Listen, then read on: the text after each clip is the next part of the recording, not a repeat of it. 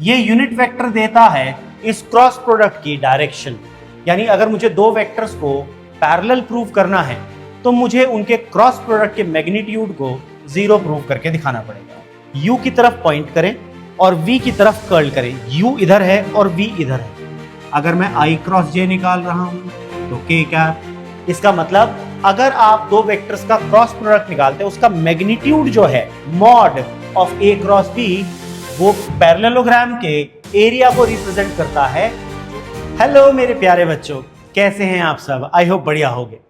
बच्चों, आज की हमारी क्लास एक बहुत इंपॉर्टेंट टॉपिक पर है। आज हम लोग बात करेंगे about cross product of two vectors. अब ये जो क्रॉस प्रोडक्ट है ये हम पढ़ तो क्लास 11th में रहे हैं, लेकिन इस क्रॉस प्रोडक्ट का हम एप्लीकेशन बच्चों क्लास 12th तक कंटिन्यू रखेंगे। यानी एक ऐसा टॉपिक है जो आपके क्लास 12th में भी बहुत ज्यादा काम आने वाला है। तो इस वीडियो को बड़े ध्यान से देखिएगा, बने रहिएगा इसी वीडियो में, ठीक है। अगर आप इस चैनल पर नए हैं तो चैनल को सब्सक्राइब जरूर कर लीजिए, क्योंकि स्टैट्स के हिसाब से आप में से ज्यादातर बच्चे सब्सक्राइब नहीं करते लेकिन वीडियोस देखते हैं। बच्चों, आपके सब्सक्राइब करने से मुझे मेरे काम को यूट्यूब एल्गोरिथम में आगे बढ़ाने में मदद मिलती है। आपके लिए फ्री है तो इसे सब्सक्राइब जरूर करिएगा। चलिए स्टार्ट करते हैं आज की क्लास।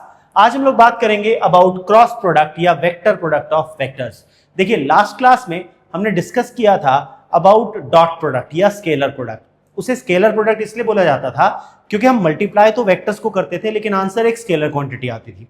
लेकिन इस प्रोडक्ट में हम मल्टीप्लाई करेंगे वेक्टर्स को और आंसर भी वेक्टर क्वांटिटी ही आता है, इसलिए इसको बोला जाता है vector product of two vectors. ठीक है, तो अब vector product of two vectors में होता क्या है? Vector product of two vectors में अगर मेरे पास एक वेक्टर है a और दूसरा वेक्टर है b और उनके बीच में एंगल है थीटा, तो जो इसका क्रॉस प्रोडक्ट आएगा वो आएगा ए बी साइन थीटा। अब देखिए यहां पर ये जो ए बी साइन थीटा है ये है इसका मैग्नीट्यूड,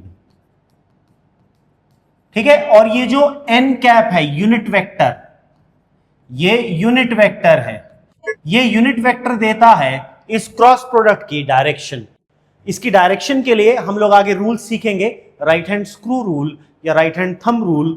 तो यहां पर ये जो a क्रॉस b होता है, ये जो a क्रॉस b होता है, a vector cross b vector का जो रिजल्टेंट है बच्चों, ये हमेशा परपेंडिकुलर आता है to the cross product of to the plane of a and b। याद रखिएगा, तो ये जो यूनिट वेक्टर है ये हमेशा होता है perpendicular to the plane of vector a and vector b। जो दो वेक्टर्स से ये आ रहा है ये उनके प्लेन के हमेशा परपेंडिकुलर होता है। तो a क्रॉस b की डायरेक्शन हमेशा perpendicular to the plane of a and b निकाली जाती है, ठीक है। अब ये जो इसके स्पेशल केसेस क्या बनेंगे, देखिए हमें पता है a vector cross b vector, अगर हम इसके मैग्नीट्यूड की बात करें तो ये आ जाएगा a into b into sine theta, यानी magnitude of a into magnitude of b into sine of angle between vector a and b। यही करेंगे। अब अगर मैं if vector a is parallel to vector b, यानी जो थीटा है या तो वो 0 डिग्री हो या 180 डिग्री हो, दोनों एक दूसरे के पैरेलल लाई करें, या तो सेम डायरेक्शन में या ऑपोजिट डायरेक्शन में, तो आपके पास mod of a cross b आ जाएगा ए बी साइन 0 डिग्री या ए बी साइन 180 डिग्री, और दोनों का ही आंसर होता है 0, क्योंकि साइन 0 की वैल्यू भी 0 आती है और साइन 180 की वैल्यू भी 0 आती है। तो हमारे पास मैग्नीट्यूड हो जाएगा 0। इसका मतलब यह है अगर इस प्रॉपर्टी को हम यूज कर सकते हैं, that is to prove that A vector is parallel to vector B, prove that mod of a vector cross b vector will be 0। यानी अगर मुझे दो वेक्टर्स को पैरेलल प्रूव करना है तो मुझे उनके क्रॉस प्रोडक्ट के मैग्नीट्यूड को 0 प्रूव करके दिखाना पड़ेगा, ठीक। दूसरा point, if vector A is perpendicular to vector B, दोनों एक दूसरे के परपेंडिकुलर हैं, यानी थीटा की वैल्यू 90 डिग्री हो जाए, तो अगर आप mod of A cross B निकालेंगे बच्चों मैग्नीट्यूड, तो वो आ जाएगा ए बी साइन 90, और हमें पता है साइन 90 साइन फंक्शन की मैक्सिमम वैल्यू 1 होती है जो कि 90 पर आती है, तो आ जाएगा ए बी। इसका मतलब यहां पर जो आपके पास क्रॉस प्रोडक्ट आ रहा है वो मैक्सिमम होता है। तो दो परपेंडिकुलर वेक्टर्स का क्रॉस प्रोडक्ट हमेशा मैक्सिमम ही होता है। तो ये थे हमारे special cases of cross product. अब बच्चों हम लोग बात करेंगे डायरेक्शन की, यानी अगर हमें क्रॉस प्रोडक्ट का जो रिजल्टेंट आता है उस रिजल्टेंट की डायरेक्शन निकालनी है तो वो हम कैसे सॉर्ट आउट कर सकते हैं। तो उसके लिए हम दो रूल्स इस्तेमाल करते हैं, या तो हम यूज कर सकते हैं राइट हैंड स्क्रू रूल, या हम यूज करते हैं राइट हैंड थंब रूल। अब देखिए इसमें से राइट हैंड थंब रूल हमारे लिए ज्यादा आसान होता है, क्योंकि आप हर समय अपने साथ स्क्रू लेके नहीं घूम सकते और इमेजिन करने में कई बार थोड़ी सी डिफिकल्टी हो सकती है।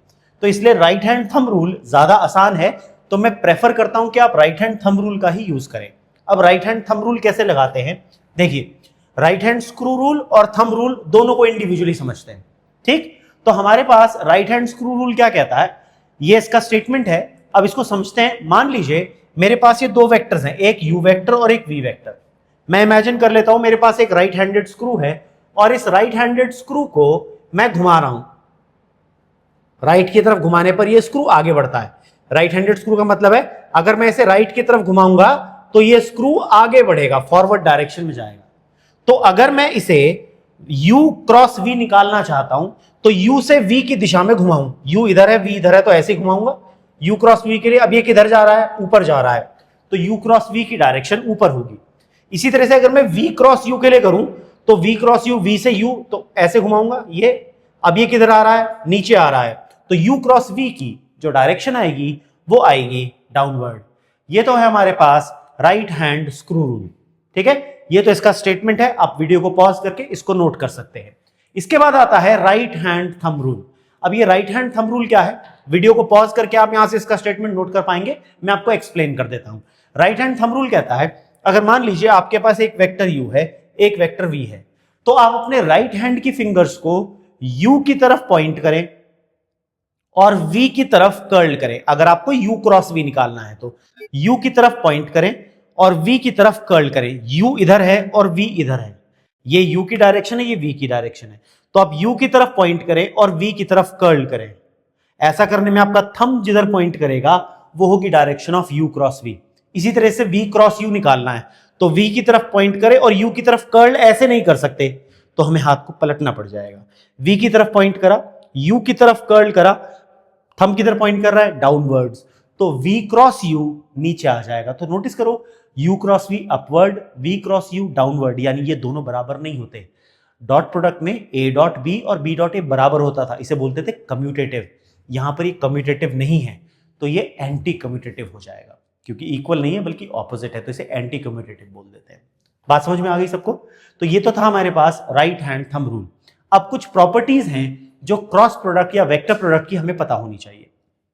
देखिए सबसे पहली प्रॉपर्टी है vector product of two vectors is always a vector perpendicular. याद रखिएगा ये जो वेक्टर आता है ये परपेंडिकुलर होता है to the plane containing the two vectors. ये हमने इसमें देख ही लिया कि अगर u और v इधर है तो u क्रॉस v के भी परपेंडिकुलर होगा और u के भी परपेंडिकुलर होगा।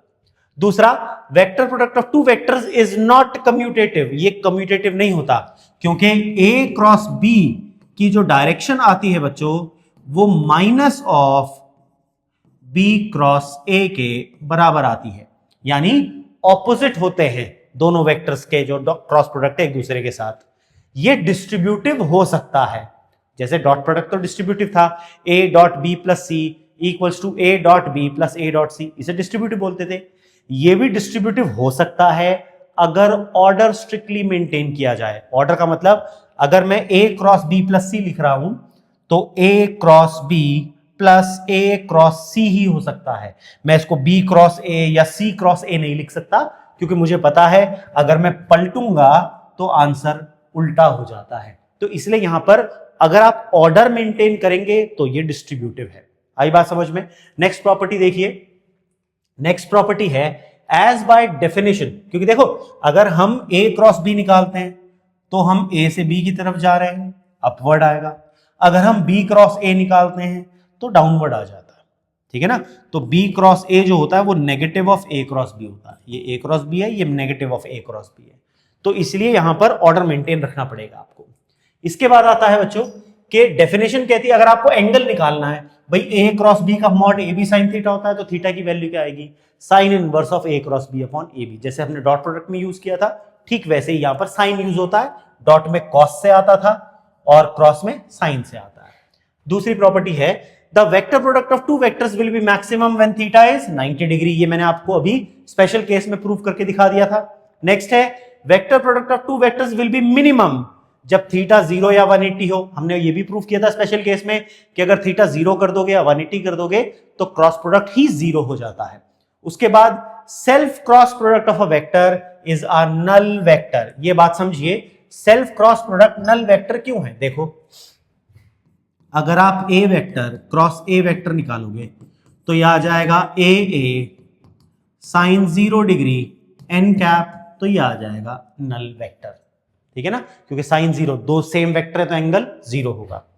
उसके बाद cross product of two similar base vectors is a null vector. यही प्रॉपर्टी अगर मैं आई कैप पर लगाऊं 0, अगर मैं जे कैप पर लगाऊं 0, अगर मैं के कैप पर लगाऊं 0, या नल वेक्टर। बात क्लियर? इसी तरह से cross product of two different base vectors, ये थर्ड वेक्टर दे देता है। ये मैं भी आपको डिस्कस करूंगा कि हम कैसे निकालते हैं, थर्ड वेक्टर कैसे निकलेगा। देखिए समझते हैं इस चीज को कि कैसे निकाला जाएगा जी। हमने यहां पर ये 3 एक्सिस ले लिए, ये है हमारा एक्स एक्सिस, ये है हमारा वाई एक्सिस और ये है हमारा जेड एक्सिस। यहां पर हमने बनाया हमारा एक्स एक्सिस का यूनिट वेक्टर जो कि होता है आई कैप, ये हमने बनाया वाई एक्सिस का यूनिट वेक्टर जो कि होता है जे कैप, और ये हमने बनाया जेड एक्सिस का यूनिट वेक्टर जो कि होता है के कैप। और हमें पता है ये तीनों आपस में म्यूचुअली परपेंडिकुलर होते हैं, दे आर ऑर्थोगोनल या परपेंडिकुलर टू ईच अदर, ठीक है। अब अगर मैं आई कैप क्रॉस जे कैप लिखूं तो मैग्नीट्यूड 1 थीटा हुआ 90, और अब आती है डायरेक्शन की बारी। तो देखो आई की तरफ पॉइंट किया, जे की तरफ कर्ल किया, आई की तरफ पॉइंट किया, जे की तरफ कर्ल किया, थंब किधर आ रहा है? आउटवर्ड। ये एक्स, ये वाई, ये जेड, तो यहां पर तो कौन सा वेक्टर है? के कैप। तो डायरेक्शन के लिए मैं लिखूंगा के कैप।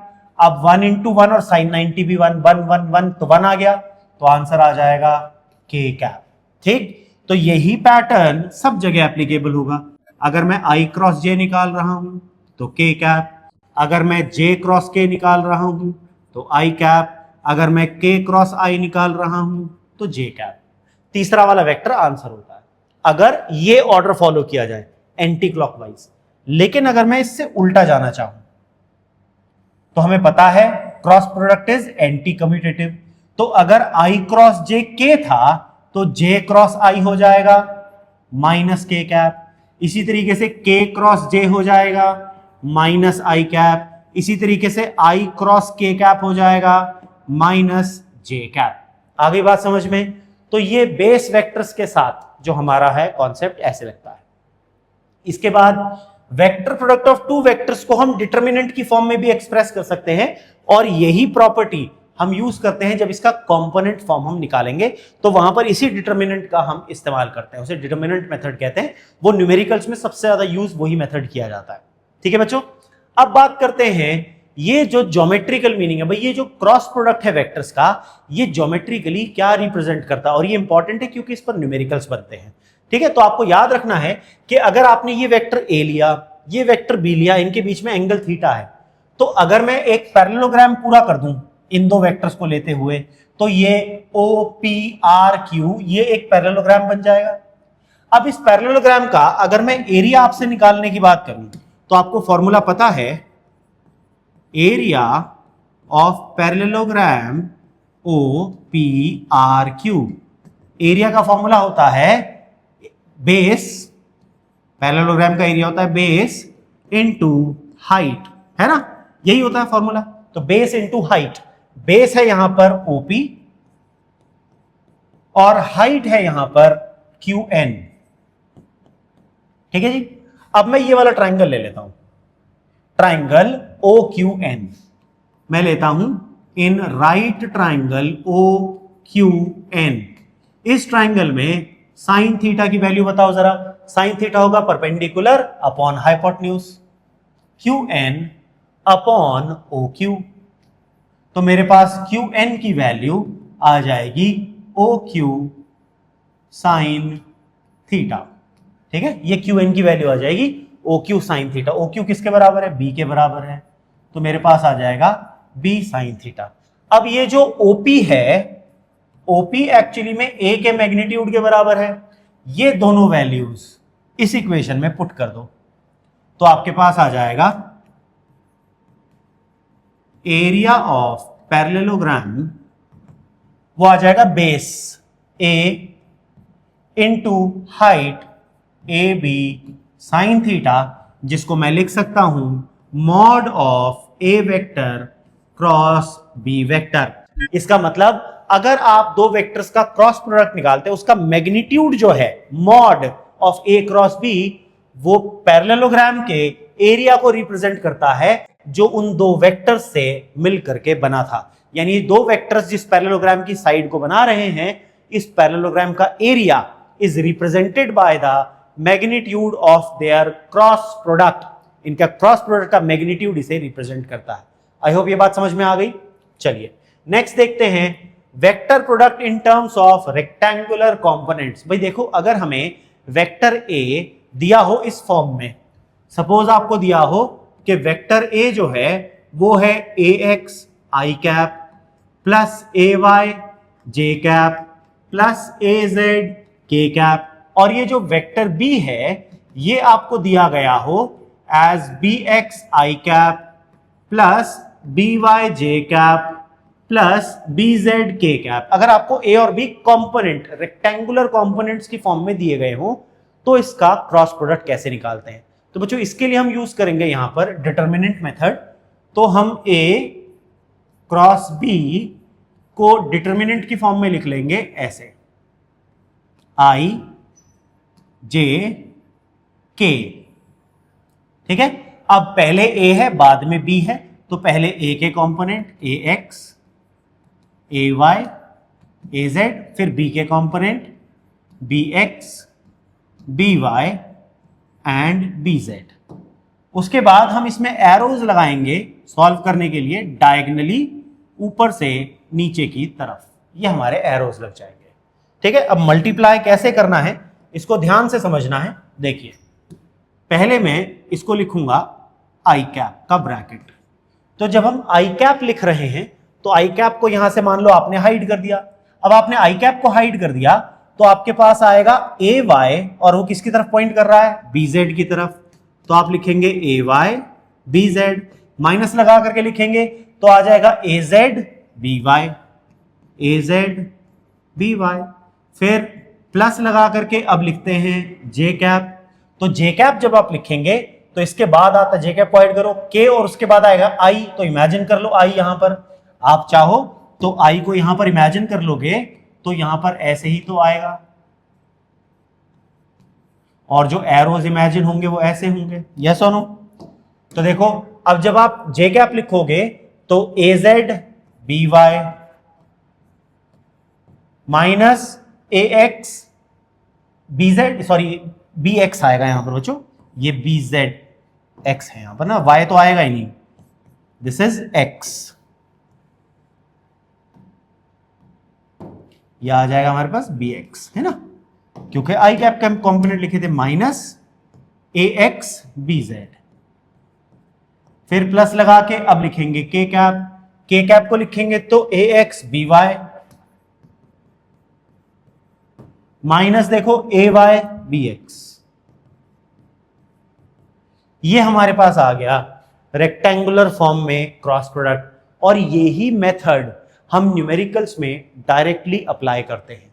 यानी न्यूमेरिकल्स में आपको ये फॉर्मूला रटने की जरूरत नहीं है, आप बस उस न्यूमेरिकल में ऐसा डिटर्मिनेंट बना लीजिए और इसी पैटर्न से उसे सॉल्व करके आप कैलकुलेशन कर सकते हैं। एक सिंपल से एग्जांपल से समझते हैं। Let us take an example, ठीक है ना। इसको एक एग्जांपल फॉर्म में अगर हम समझे, देखो ऐसे कर सकते हो। एक एग्जांपल ले लेते हैं हम लोग।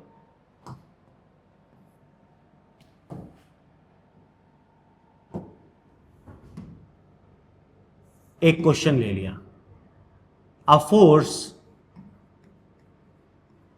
Of a force F vector, suppose 2i cap plus j cap plus 3k cap Newton, ठीक है, ये फोर्स लग रही है, acts at a point having position vector, एक पॉइंट पर लग रही है जिसका पोजीशन वेक्टर है R vector equals to I cap plus J cap plus K cap metre, ठीक है। आपसे कहा गया फाइंड द टॉर्क, आपको टॉर्क निकालना है।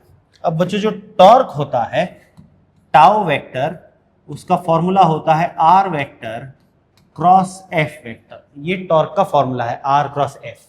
तो आर वेक्टर क्रॉस एफ, तो अब हम यहां पर आर क्रॉस एफ निकालना चाहते हैं तो डिटर्मिनेंट मेथड यूज कर लेंगे, आई कैप जे कैप के कैप, ठीक। पहले आर है तो 1 1 एंड 1, फिर एफ है 2 1 एंड 3, ठीक है। इमेजिन आप वापस से आई कैप कर सकते हो ताकि आपसे दिक्कत ना हो। यहां आ जाएगा 1, यहां आ जाएगा 2। अब जो एरो लगेंगे वो डायगनली ऊपर से नीचे लगने हैं, तो ये भी हम इमेजिन कर सकते हैं, यहां वाला लास्ट वाला, ठीक है। अब हमें लिखना है पहले आई कैप, तो आई कैप लिखेंगे 3 इंटू 1 3 माइनस 1 इंटू 1 1, फिर लिखेंगे जे कैप, जे कैप लिखेंगे तो 1 इंटू 2 2 माइनस 1 इंटू 3 3, फिर लिखेंगे के कैप, के कैप लिखेंगे तो 1 इंटू 1 1 माइनस 1 इंटू 2 2। तो आपके पास टॉर्क वेक्टर का आंसर आ जाएगा 2i कैप माइनस जे कैप माइनस के कैप न्यूटन मीटर। ये होगा आपका टॉर्क। तो देखो हमने टॉर्क कैसे निकाला, बाय यूजिंग क्रॉस प्रोडक्ट। तो हम इस तरह से डिटर्मिनेंट मेथड से कोई भी न्यूमेरिकल सॉल्व कर सकते हैं जो कि क्रॉस प्रोडक्ट के ऊपर बेस्ड होगा। आई होप आपको समझ में आ गया। चलिए अब बात करते हैं relation between dot and cross product of two vectors. अगर दो वेक्टर्स हैं तो उनका क्रॉस और डॉट प्रोडक्ट के बीच में एक रिलेशन होता है। ये बच्चों रिलेशन अगर आपको नहीं पता होगा तो कुछ न्यूमेरिकल्स हैं वो आप सॉल्व नहीं कर सकते बिना इस रिलेशन के, ठीक है। दोनों तरह के प्रोडक्ट्स में यही एक रिलेशन है। रिलेशन क्या है? रिलेशन है, उसको लिख लेते हैं हम यहां पर, रिलेशन है A vector cross B vector के मॉड का square equals to A square into B square minus of A dot B का होल स्क्वायर। ये है रिलेशन। अब इस रिलेशन को डिराइव कर लेते हैं। देखिए जी, हमने उठाया LHS। LHS है mod of A vector cross B vector का होल स्क्वायर। अब हमें पता है ए क्रॉस बी होता है A B sine theta. Magnitude कितना होता है ए क्रॉस बी का? ए बी साइन थीटा, उसका होल स्क्वायर। इसको मैं लिख सकता हूं A square into B square into sine square theta. और साइन स्क्वायर थीटा को ट्रिग्नोमेट्री से लिखा जा सकता है 1 minus cos square theta. Bracket को ओपन कर दीजिए तो आपके पास आ जाएगा A square into B square minus A square into B square into cos square theta. इसमें से इसका आप स्क्वायर बाहर कॉमन ले लीजिए तो ये आ जाएगा minus A B cos theta का whole square, A B cos theta का होल स्क्वायर। लेकिन अगर आप याद करो, ये जो ए बी कॉस थीटा होता है, मेरी पिछली वीडियो नहीं देखी है जिसमें डॉट प्रोडक्ट पढ़ाया है, उसमें कराया था मैंने, ये होता है A vector dot B vector. तो मैं लिख सकता हूं ये आ जाएगा A square B square minus A vector dot B vector का होल स्क्वायर, और यही हमारी RHS है। तो ये रिलेशन होता है दोनों तरह के प्रोडक्ट्स में कि जो क्रॉस प्रोडक्ट के मॉड का स्क्वायर होता है वो दोनों वेक्टर्स के मैग्नीट्यूड्स के स्क्वायर में से उनके डॉट प्रोडक्ट के स्क्वायर को माइनस करके आता है। यह है relation between cross product and dot product of two vectors. बच्चों, अगर आपको मेरा पढ़ाया समझ में आ रहा है और फिजिक्स अब आपको आसान लगने लगी है तो इस चैनल को सब्सक्राइब जरूर कीजिएगा, अपने दोस्तों के साथ, अपने फ्रेंड्स के साथ, अपने क्लासमेट्स के साथ इस वीडियो को शेयर जरूर करें। अपना प्यार मुझे कमेंट्स में देते रहें। मिलते हैं हमारी अगली क्लास में, तब तक के लिए जय हिंद।